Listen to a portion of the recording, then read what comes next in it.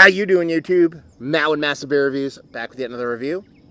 A little bit of hopeful, good IPA, double IPA this time in the form of Czig Meister Brewing's. It's their USS Galaxy. Super excited to give it a whirl as they am all new beers. I was actually at Czig Meister today. This is the day before 4th of July. They had cans of this to go. They have cans. I come home with them. It is just a hair over a month old, so take that into consideration. But you're talking about a double India Pale Ale with Galaxy hops, I assume. So let's have at it. As far as what it says on the can itself, it says Czig Meister, Admirals, Flagship, USS Galaxy. It's 8.8% alcohol, Imperial Pale Ale. And that'd be that. Other than, kind of brewery information stuff. Kind of like what their cans are. Not that they say they have a typical kind of can style, but they just started canning beers, so it's kind of in the frame of what they typically do can-wise, just a little bit different. So yeah, they actually have these kind of symbols. Here they have the kind of ship steering wheel. They have different kind of symbols for all their beers. Their Kolsch has a different one. Their Shipwreck has a different one, I believe. So they all kind of vary from beer to beer. So let's see what this sucker has to offer. For a nice little pour there.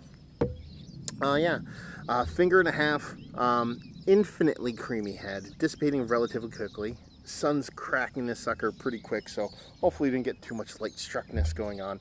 But yeah, deep, rich red kind of orange and brown tones going on in that sucker. A little bit darker than what you typically expect from your Northeast kind of double IPA, but at the same time it looks like it's a bit malty, a little bit caramelly and whatnot. Super hot out here right now, by the way. A little bit of Dirty Glass Mafia going on, but other than that, she looks like a beer, let's put it that way. So let's see if we can get a nose on her. Rich herbaliness with a little bit of kind of citrus notes going on.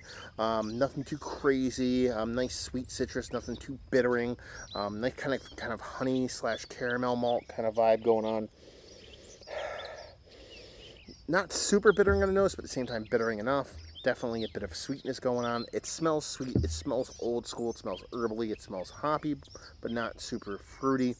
Definitely kind of an old school style kind of double IPA. With a bit of more of like a honey kind of caramel kind of malt bill going on. So she looks good. She smells sweet. Let's see what she tastes like. Cheers.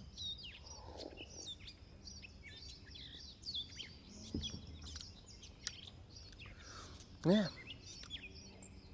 It's definitely kind of like a bumped up, a jacked up, old school kind of East Coast style IPA. You definitely get those citrus abounds, but it's definitely like a sweet and bittering grindiness, not so much citrusy kind of juiciness. A little nice hefty amount of bittering, a bit of grindiness, a bit of pithiness, a nice sweetness to it. Definitely like a caramel honey kind of vibe going on, and nice mouthfeel, nothing too crazy, but definitely old school sensibility, definitely old school kind of leaning when it comes to kind of like IPA, double IPAs. Tasty, nice, not what you'd expect if you're looking for your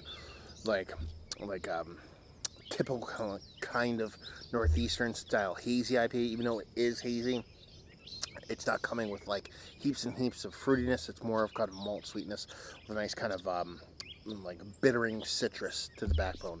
And that's pretty much it.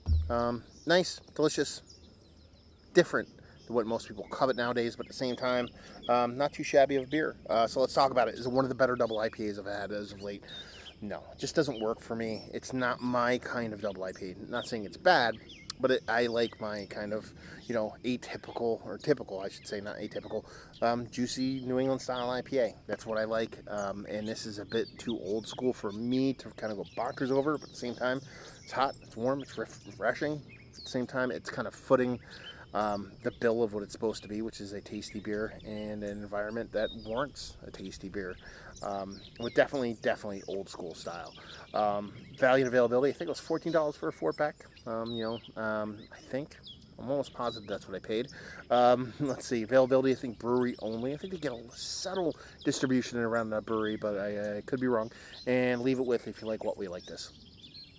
if you like old school East Coast IPAs and you wish you're a little bit more kind of jacked up. Definitely a bit more hefty on the malt bill than you typically expect with a lot of new school kind of double IPAs, but a little, you know, homage to the future with a lot of hefty old schoolness going on. But definitely malty, definitely citrus, not super overtly juicy, but at the same time a nicely done, well-made beer if that's what you're looking for. So there you go, another review in the books. Hopefully you guys enjoyed it. If you didn't, anywhere in between, please leave a comment in the comment section below. Like, subscribe, and all that fun stuff. Facebook, Twitter, Instagram, Untapped, Massive Beers, and all 4 of those places if you want to check me out anywhere else. And hopefully you guys enjoyed our review. Hopefully you're enjoying a nice malt forward double IPA right now, and hopefully see you next time. Cheers.